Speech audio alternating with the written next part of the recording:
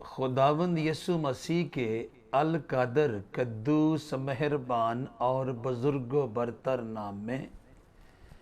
آپ سب دیکھنے اور سننے والوں کی خدمت میں طارق چودھری کی طرف سے پرخلوص سلام پہنچے۔ میرے ہم ایمان بھائیوں اور میری ہم ایمان بہنوں، مجھے اس بات کا اعتراف کرنے میں ذرا سی بھی ہچکچاہٹ محسوس نہیں ہوتی کہ بائبل کے زندہ خدا کی، بائبل کے حقیقی خدا کی، بائبل کے حتمی خدا کی، بائبل کے لا تبدیل خدا کی اور بائبل کے ابدالآباد تک قائم اور دائم رہنے والے خدا کی ذات اقدس و قدرت کاملہ کی اور اس کی ذات اقدس و قدرت کاملہ کے ساتھ جڑی ہوئی حقیقتوں کی وضاحت انسانی تشبیہات کے ساتھ قطعی ممکن نہیں، انسانی استعارات کے ساتھ قطعی ممکن نہیں، انسانی اصطلاحات کے ساتھ قطعی ممکن نہیں،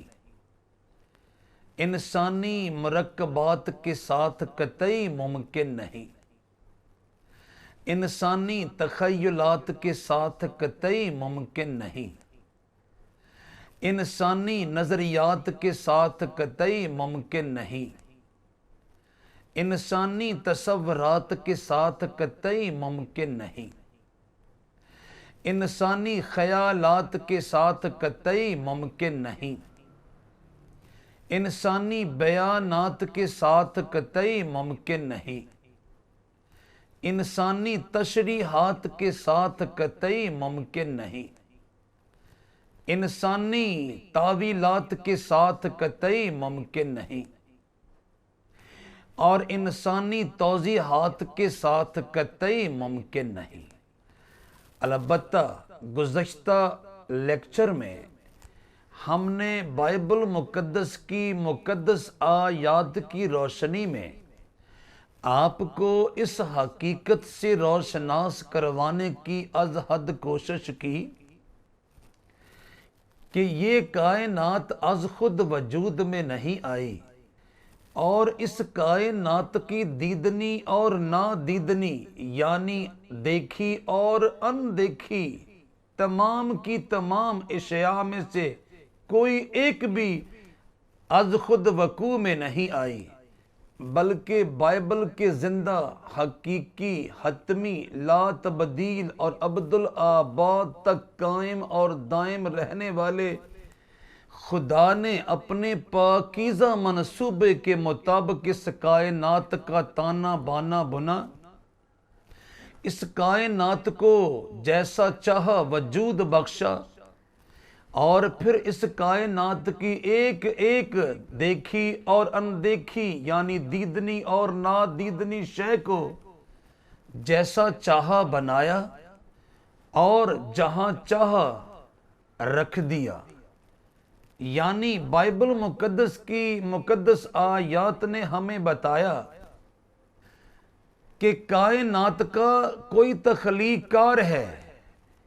کوئی دستکار ہے، کوئی صنعتکار ہے اور کوئی کاریگر ہے اور وہ بائبل کا خدا ہے۔ اور بائبل کا خدا جب تک چاہے گا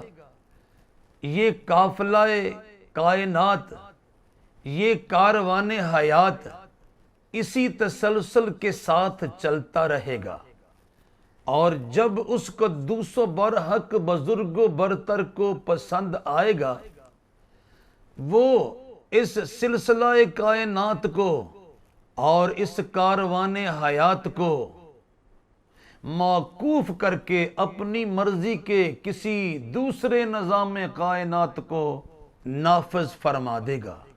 اور آج کے لیکچر میں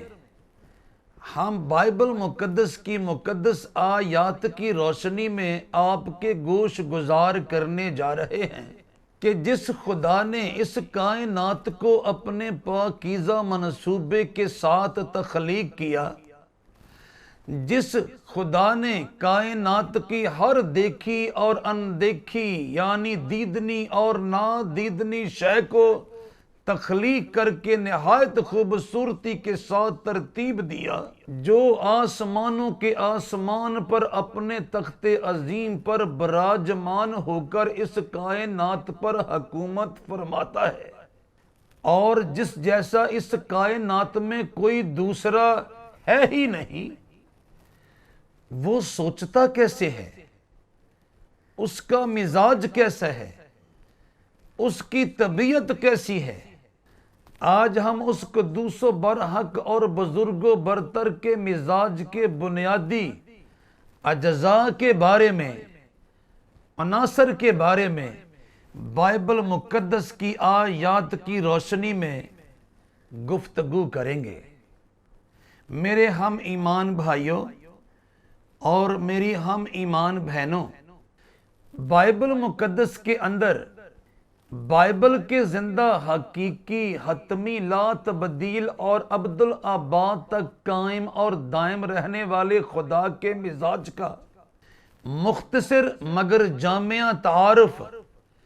پہلی بار ہمیں کوہ سینا کی چوٹی پر سننے کو ملتا ہے۔ واقعہ تب کا ہے جب خداوند خدا نے مرد خدا موسیٰ کو پہاڑ کی چوٹی پر بلایا تاکہ امت اسرائیل کے لیے بالخصوص اور نسل انسانی کے لیے بالعموم حیات بخش احکام کی فراہمی کا انتظام فرمائے۔ جب جناب موسیٰ ان دو لوحوں کو جن پر قادر مطلق کے احکام و قوانین تحریر تھے لے کر واپس بنی اسرائیل کی طرف آ رہے تھے، تو انہوں نے دیکھا کہ آپ کی غیر موجودگی کے دوران بنی اسرائیل نے سونے کا ایک بچڑا بنایا اور اس کی عبادت و بندگی میں مصروف اور مشغول ہیں۔ بنی اسرائیل کا یہ نہایت گھٹیا اور گنونا اقدام دیکھ کر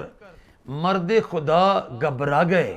مرد خدا بکھلا گئے، اور اس گھبراہٹ اور بکھلاہٹ میں ان کے ہاتھ سے قادر مطلق کی عطا کردہ لوحیں گر گئیں اور ٹوٹ گئیں۔ جو ہوا سو ہوا۔ ایک شام پھر اس قدوس و برحق اور بزرگ و برتر نے اپنے بندہ مرد خدا موسیٰ سے تاکیدن فرمایا کہ کل صبح و سویرے نئی لوحیں تراش کر کوہ سینا کی چوٹی پر میرے حضور میں آ موجود ہونا، اور یاد رہے تیرے ساتھ کوئی دوسرا آدمی نہ ہو۔ لیجئے جناب، حکم الہی کے مطابق مرد خدا موسیٰ نئی لوحوں کو تیار کر کے قادر مطلق کے حضور میں یعنی ساری کائنات کے خالق مالک رازق اور حاکم کے حضور میں کوہ سینا کی چوٹی پر جا کھڑے ہوئے۔ بائبل مقدس میں لکھا ہے، تب خداوند ابر میں ہو کر اترا اور اس کے ساتھ وہاں کھڑے ہو کر خداوند کے نام کا اعلان کیا، اور خداوند اس کے آگے سے یہ پکارتا ہوا گزرا کہ خداوند خداوند خدائے رحیم اور مہربان، قہر کرنے میں دھیما اور شفقت اور وفا میں غنی، ہزاروں پر فضل کرنے والا، گناہ اور تقصیر اور خطا کا بخشنے والا، لیکن وہ مجرم کو ہرگز بری نہیں کرے گا، بلکہ باپ دادا کے گناہ کی سزا ان کے بیٹوں اور پوتوں کو تیسری اور چوتھی پشت تک دیتا ہے۔ خروج کی کتاب کے 34ویں باب کی 5ਵੀं تا 7वीं आयत मुकद्दसा सफ़ा नंबर 86 पर से मैंने आपके सामने तलावत करने का इस्तेहकाक और एजाज पाया है। मेरे हम ईमान भाइयों और मेरी हम ईमान बहनों, खुदामंद खुदा के यानी कायनात के हकीकी खालिक मालिक राजिक और हाकिम के इस मुख्तसर मगर जामिया तारफ में खुदामंद खुदा अपने मिजाज के बुनियादी अज्जा के बारे में, अपनी तबीयत के बुनियादी अनासर के बारे में जनाब मर्द खुदा मूसा के साथ गुफ्तगू फरमाता है। क्योंकि इससे कबल मर्द खुदा मूसा उस कद्दूस बरहक बुजुर्ग बरतर से सवाल कर रहे थे कि मुझे ज़ाहरी तौर पर अपना दीदार और अपना दर्शन दीजिए, और उस ज़ात अक़दस कुदरत कामला ने फरमाया, कोई इंसान मेरा चेहरा देखकर जिंदा नहीं रह सकता, अलबत्ता मैं तुझे अपने मिजाज का तारफ करवाता हूं, मेरी बातनी शख्सियत कैसी है, मैं सोचता कैसे हूं, मेरी पसंद और नापसंद के मेयारात क्या हैं, मैं अपने मिजाज के एतबार से, अपनी तबीयत के एतबार से रहीम कैसा हूं, करीम कैसा हूं, गफूर कैसा हूं और मेहरबान कैसा हूं। और फिर मेरे मिजाज के बुनियादी अज्जाओ अनासर में गुस्सा, कहर, खफगी और गजब का किस कदर अमल दखल है। आज हम आपको बताने जाते हैं कि बाइबल का जिंदा हकीकी हतमी ला तब्दील और अब्दुल आबाद तक कायम और दायम रहने वाला खुदा यानी इस कायनात का हकीकी खालिक मालिक राजिक और हाकिम निहायत मेहरबान है। उस कद्दूसो बरहक ने अपने तारफ की इब्तदा ही इसी बात से की कि खुदामंद खुदामंद खुदाए रहीम और मेहरबान, कहर करने में धीमा और शफकत और वफा में गनी, हजारों पर फजल करने वाला, गुनाह और तकसीर और खता का बख्शने वाला, और अपने गुस्से की बाबत, अपने कहर की बाबत, अपनी खफगी की बाबत और अपने गजब की बाबत अपने तारफ के अंदर आखिर में तज़किरा किया। और आखिर में उसने बताया, अगर कोई उसकी शफकत से, उसकी मोहब्बत से, उसके रहम से, उसके करम से, उसके तरस से, उसके प्रेम से, उसकी परीत से, उसकी मेहरबानी से और उसके फजल से इस्तिफादा ना कर पाए और उसके हजूर लगातार गुनाह पर गुनाह करता चला जाए, हुक्म अदूली पर हुक्म अदूली करता चला जाए, गुस्ताखी पर गुस्ताखी करता चला जाए, बदी पर बदी करता चला जाए, नादानी पर नादानी करता चला जाए, जुल्म पर जुल्म करता चला जाए और तकसीर पर तकसीर करता चला जाए, तब कहीं जाकर वो कद्दूस बरहक और बुजुर्ग बरतर सजा देता है, बदला देता है और इंतकाम लेता है। बसूरत दीगर खुदामंद खुदामंद खुदाए रहीम और मेहरबान, कहर करने में धीमा और शफकत और वफा में गनी, हजारों पर फजल करने वाला, गुनाह और तकसीर और खता का बख्शने वाला। ये रहा जनाब मूसा की मार्फत कादर मुतलक के मिजाज के बुनियादी अनासर का, बुनियादी अज्जा का मुख्तसर मगर जामिया तारफ, जिसमें शफकत ही शफकत है, جس میں محبت ہی محبت ہے، جس میں رحم ہی رحم ہے، جس میں کرم ہی کرم ہے، جس میں ترس ہی ترس ہے، جس میں مہربانی ہی مہربانی ہے، جس میں پریم ہی پریم ہے، جس میں پریت ہی پریت ہے، اور جس میں فضل ہی فضل ہے۔ جناب داؤد فرماتے ہیں خداوند رحیم اور کریم ہے، قہر کرنے میں دھیما اور شفقت میں غنی، وہ سدا جھڑکتا نہ رہے گا، وہ ہمیشہ غضبناک نہ رہے گا، اس نے ہمارے گناہوں کے موافق ہم سے سلوک نہیں کیا، اور ہماری بدکاریوں کے مطابق ہم کو بدلہ نہیں دیا۔ کیونکہ جس قدر آسمان زمین سے بلند ہے،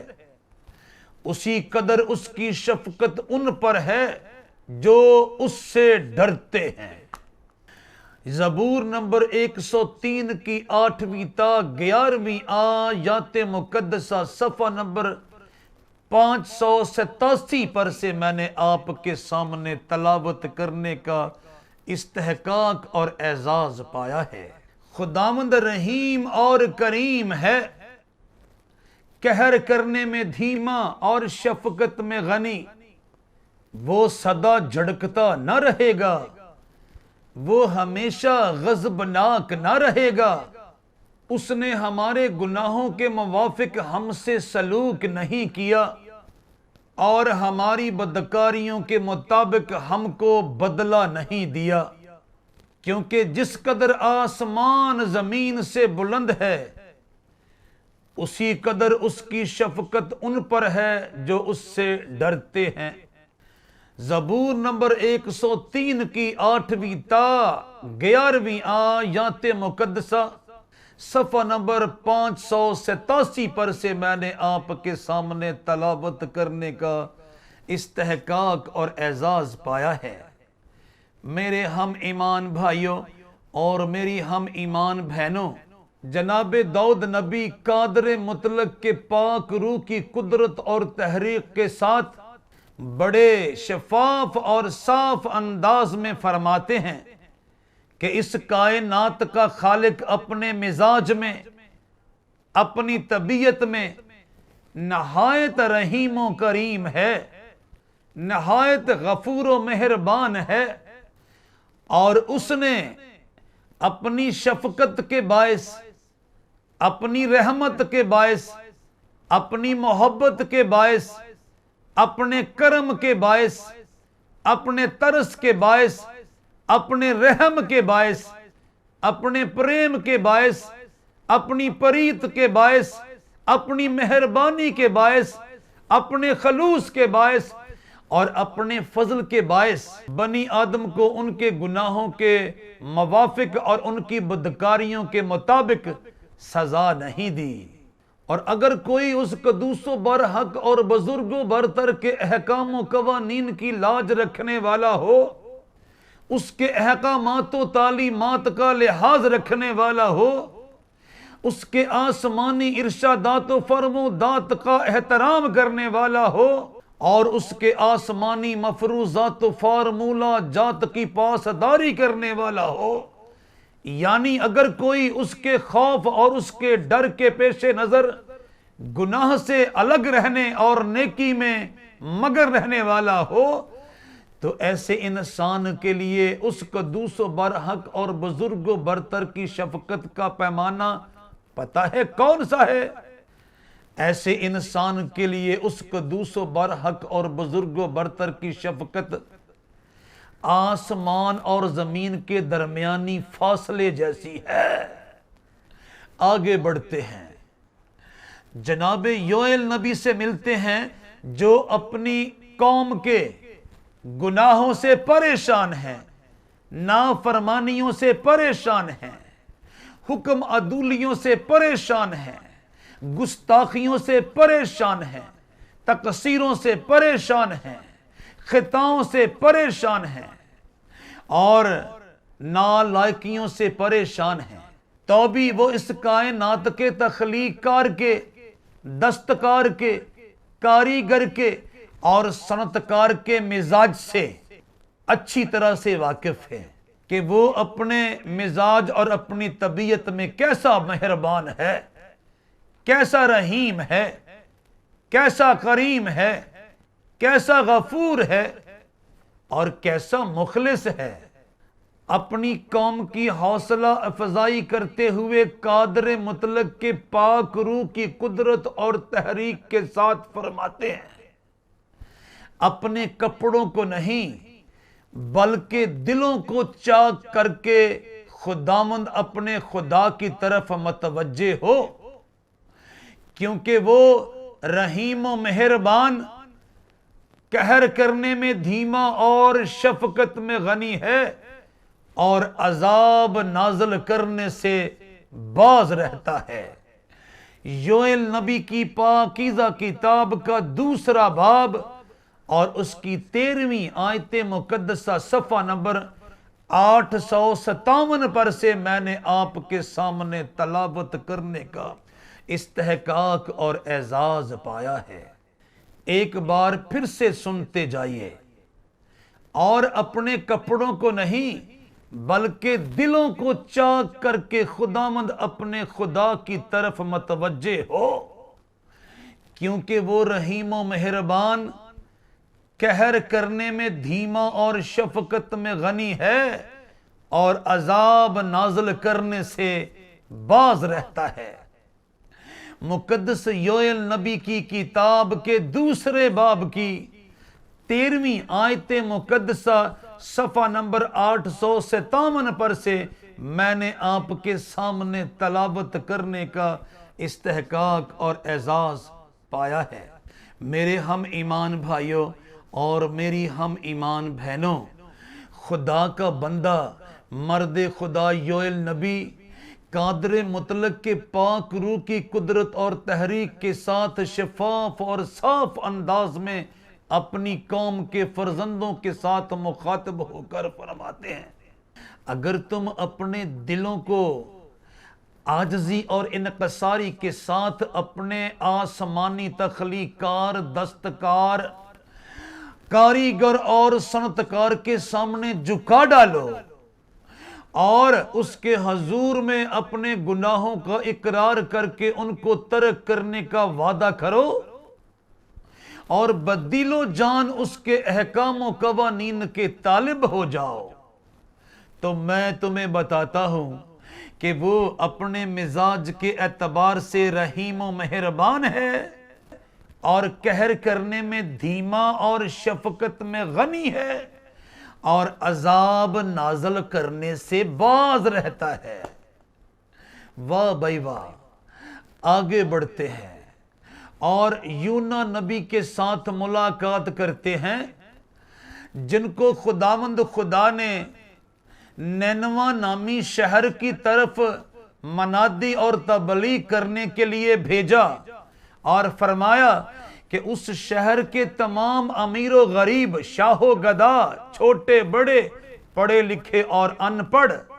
سب کے سب گناہ پر گناہ کیے چلے جاتے ہیں اور اپنے تخلیق کار کی نافرمانی پر نافرمانی کیے چلے جاتے ہیں۔ چنانچہ وہاں پر جاؤ اور اس شہر میں منادی کرو، اس شہر کے لوگوں کو بتاؤ کہ تمہارا تخلیق کار، کاریگر، صنعتکار اور دستکار تمہارے گنونے، گٹیا، غیر معیاری، گندے، غلیظ اور مکروہ افعال و اعمال سے بیزار ہو چکا ہے۔ اگر تم اپنے گنونے، گٹیا، غیر معیاری، گندے، غلیظ اور مکروہ افعال و اعمال سے باز نہ آئے، نینوا شہر تہو بالا ہو کے رہ جائے گا، نینوا شہر ملیا میٹ ہو کے رہ جائے گا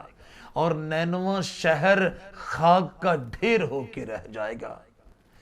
اور آپ سب جانتے ہیں کہ جناب یونا نے وہاں جانے کے بجائے ترسیس کے جہاز میں بیٹھ کر ترسیس شہر کی طرف جانا پسند کیا۔ چنانچہ قادر مطلق کی طرف سے ایک طوفان آیا اور اس طوفان نے اس جہاز کو اپنے گھیرے میں لے لیا اور بالآخر جناب یونا کو سمندر کے تلاطم خیز تھپیڑوں کے سپرد کرنا پڑا، اور آخر کار قادر مطلق کے حکم کے ساتھ آپ کو ایک بڑی مچھلی کے پیٹ میں پہنچایا گیا، اور 3 دن اور رات کی دعا کے بعد عالم بالا پر آپ کی دعا کی منظوری ہوئی، اور آپ کو قادر مطلق کے حکم کے مطابق مچھلی نے نینوا شہر کے ساحل پر اگل دیا، اور پھر سے حکم الہی جاری ہوا کہ نینوا کی طرف جاؤ اور نینوا شہر کے لوگوں کو ان کے خالق حقیقی، مالک حقیقی، رازق حقیقی اور حاکم حقیقی کی مرضی سے آگاہ کر دو۔ جب آپ نے منادی کی تو وہاں کے لوگوں نے اپنے تخلیق کار، دستکار، صنعتکار اور کاریگر کی آواز کو اس کے بندہ یونا کی زبانی سنا، اور شہر کے بادشاہ سے لے کر گداگر تک ایک ایک نے متوجہ ہو کر قادر مطلق کی پاکیزہ مرضی کو جانا، اور پھر روزہ رکھ کر خاک پر بیٹھ گئے، ماتم کنا ہوئے، اور ان کی آہو فغاں کی آواز عالم بالا پر قادر مطلق تخلیق کار کے حضور میں گئی، اور وہ چونکہ رحیم و مہربان ہے، قہر کرنے میں دھیما اور شفقت میں غنی ہے، اور عذاب نازل کرنے سے باز رہتا ہے، اس لیے اس نے اس شہر کے لوگوں کے لیے معافی کا اعلان فرمایا۔ لیکن یونا اس سے نہایت ناخوش اور ناراض ہوا، اور اس نے خداوند سے یوں دعا کی کہ اے خداوند، جب میں اپنے وطن ہی میں تھا اور ترسیس کو بھاگنے والا تھا تو کیا میں نے یہی نہ کہا تھا؟ میں جانتا تھا کہ تو رحیم و کریم خدا ہے،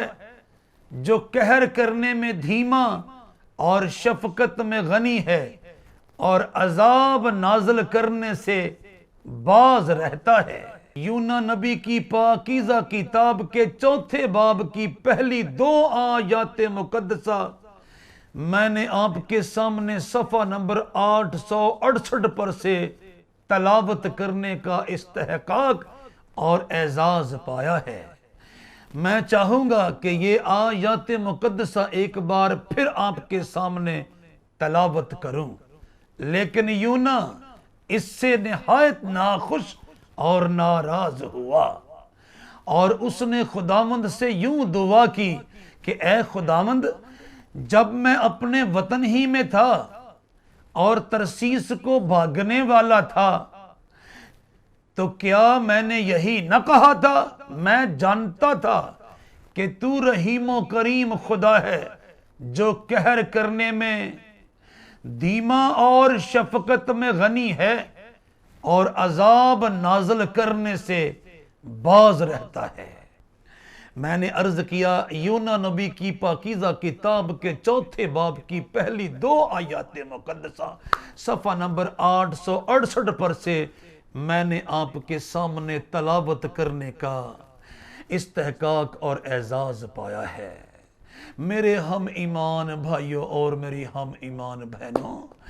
بائبل کے زندہ حقیقی حتمی لا تبدیل اور عبدالآباد تک قائم اور دائم رہنے والے خدا کا، یعنی اس کائنات کے حقیقی حتمی لا تبدیل اور عبدالآباد تک قائم اور دائم رہنے والے تخلیق کار کا مزاج کیسا ہے، یہ ہم بائبل کی مختلف کتب کے مختلف مصنفین کی زبانی سن رہے ہیں، جو اقوال انہوں نے قادر مطلق کے پاک روح کی تحریک اور قدرت کے ساتھ قلم بند کیے۔ آئیے اب ہم آپ کو نئے عہد نامے میں یعنی انجیل مقدس میں لیے چلتے ہیں۔ انجیل مقدس کا بنیادی نقطہ، بنیادی پوائنٹ یعنی مرکزی خیال، جس کے چوگرد انجیل مقدس کی ساری تعلیمات محو گردش ہیں، وہ یہ ہے کہ خدا محبت کا سر چشمہ ہے، خدا شفقت کا سر چشمہ ہے، خدا فضل کا سر چشمہ ہے، خدا رحمت کا سر چشمہ ہے، خدا کرم کا سر چشمہ ہے، خدا رحم کا سر چشمہ ہے، خدا پریم کا سر چشمہ ہے، خدا پریت کا سر چشمہ ہے، خدا خلوص کا سر چشمہ ہے، اور خدا مہربانی کا سر چشمہ ہے۔ کیونکہ خدا نے دنیا سے ایسی محبت رکھی کہ اس نے اپنا اکلوتا بیٹا بخش دیا، تاکہ جو کوئی اس پر ایمان لائے ہلاک نہ ہو بلکہ ہمیشہ کی زندگی پائے۔ انجیل مقدس کے تمام مصنفین اس بات پر قادر مطلق کے پاک روح کی قدرت اور تحریک کے ساتھ متفق ہیں کہ خدا کے روح کا انسانی شکل و صورت میں زمین پر اتار لینا، خدا کے روح کا انسان بن کر بنی آدم کی خطاؤں کی خاطر صلیب پر مر جانا، بنی آدم کے لیے خدا کی محبت کا سب سے بڑا ثبوت ہے، بنی آدم کے لیے خدا کی شفقت کا سب سے بڑا ثبوت ہے، بنی آدم کے لیے خدا کے فضل کا سب سے بڑا ثبوت ہے، بنی آدم کے لیے خدا کے کرم کا سب سے بڑا ثبوت ہے، بنی آدم کے لیے خدا کے رحم کا سب سے بڑا ثبوت ہے، بنی آدم کے لیے خدا کے خلوص کا سب سے بڑا ثبوت ہے، بنی آدم کے لیے خدا کے پریم کا سب سے بڑا ثبوت ہے، اور بنی آدم کے لیے خدا کی پریت کا سب سے بڑا ثبوت ہے۔ کیونکہ خدا نے دنیا سے ایسی محبت رکھی کہ اس نے اپنا اکلوتا بیٹا بخش دیا، تاکہ جو کوئی اس پر ایمان لائے ہلاک نہ ہو بلکہ ہمیشہ کی زندگی پائے۔ یوحنا رسول کی معرفت لکھی گئی خداوند یسوع مسیح کی پاکیزہ انجیل، اس کا 3 باب اور اس کی 16ویں آیت مقدسہ صفحہ نمبر 83 پر سے میں نے آپ کے سامنے تلاوت کرنے کا استحقاق اور اعزاز پایا ہے۔ یعنی انجیل مقدس کا مصنف قادر مطلق کے پاک روح کی قدرت اور تحریک کے ساتھ فرماتا ہے کہ مسیح خداوند کی آمد کے پیچھے،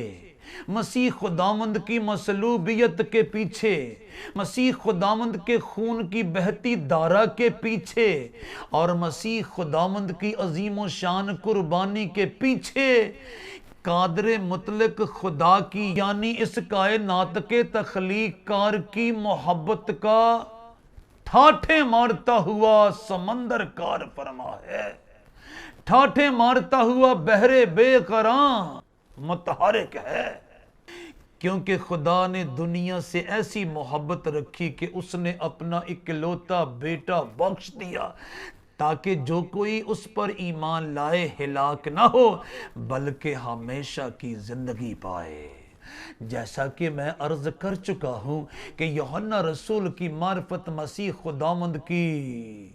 مقدس اور پاکیزہ انجیل کا 3 باب اس کی 16ویں آیت مقدسہ صفحہ نمبر 83 پر سے میں نے آپ کے سامنے تلاوت کرنے کا استحقاق اور اعزاز پایا ہے۔ اور پھر جناب پالوس رسول قادر مطلق کے پاک روح کی قدرت اور تحریک کے ساتھ یوں فرماتے ہیں، لیکن خدا اپنی محبت کی خوبی ہم پر یوں ظاہر کرتا ہے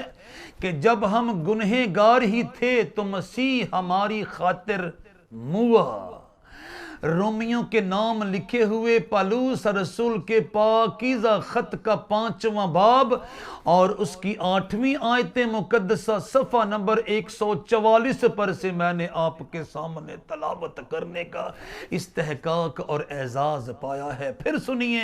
لیکن خدا اپنی محبت کی خوبی ہم پر یوں ظاہر کرتا ہے کہ جب ہم گنہگار ہی تھے تو مسیح ہماری خاطر موا۔ میں نے عرض کیا رومیوں کے نام پالوس رسول کا لکھا ہوا پاکیزہ خط اور اس کا 5واں باب اور اس کی 8ویں آیت مقدسہ صفحہ نمبر 144 پر سے میں نے آپ کے سامنے تلاوت کرنے کا استحقاق اور اعزاز پایا ہے۔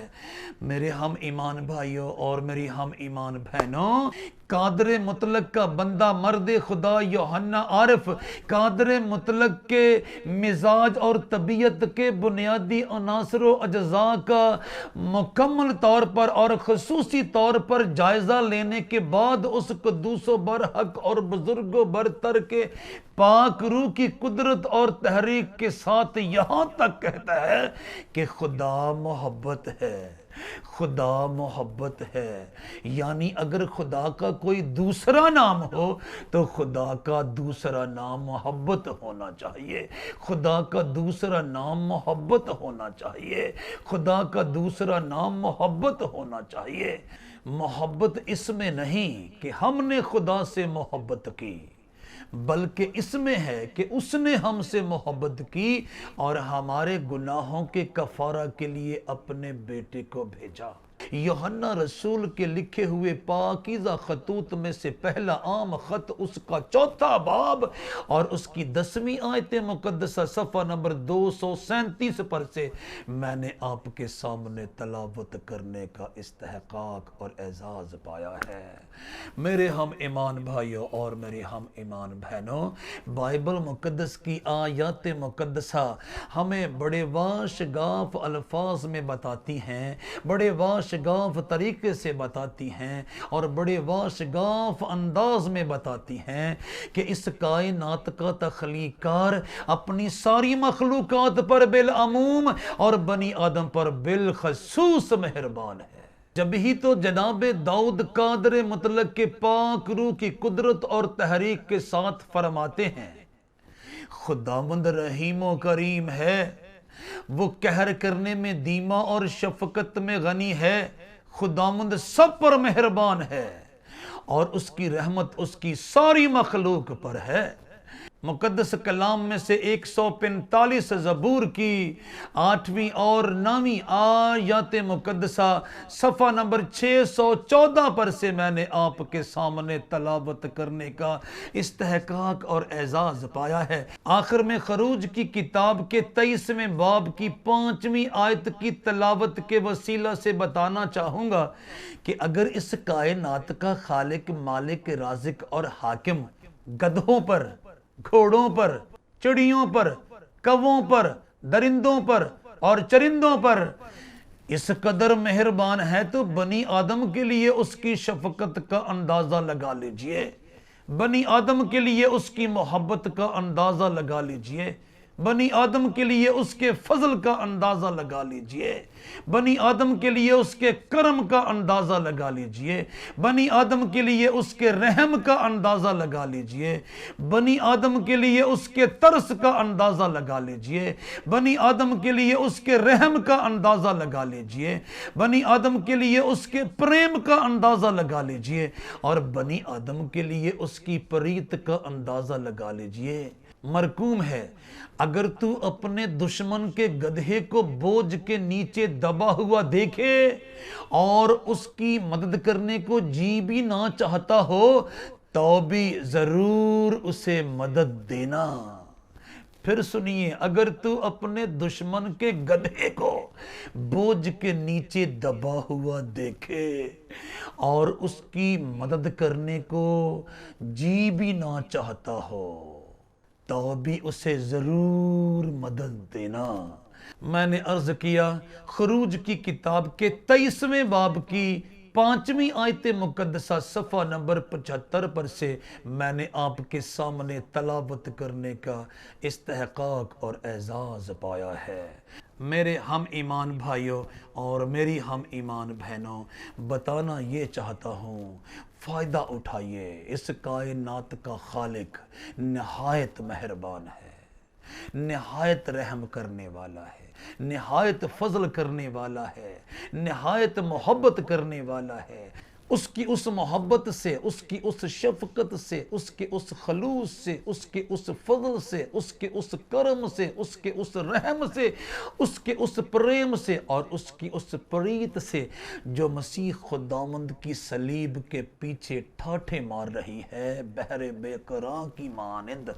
پورا پورا فائدہ اٹھائیے، پورا پورا استفادہ کیجیے اور ہمیشہ کی زندگی میں یعنی ابدیت اور کاملیت میں داخل ہونے کی کوشش کیجیے، جتن کیجیے، قصد کیجیے۔ خداوند آپ سب کو اس کلام کے وسیلہ سے برکت دے۔